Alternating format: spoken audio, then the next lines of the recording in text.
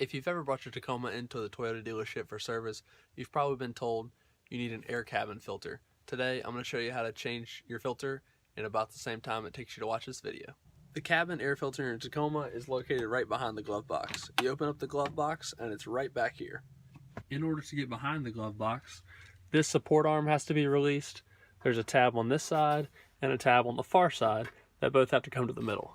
In order to release this support arm on this side, if you can see, the left little wing and the right little wing come together, and this support bar comes straight off the front. Once you have the support arm free, you can push this tab in and this tab in, and you're free.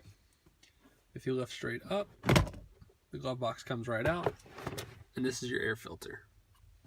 Once you see this, you can pull down on both tabs, and there's the air filter. This is the replacement part I found on Amazon for about $10. And this is the old filter versus the new filter. Notice the leaves also.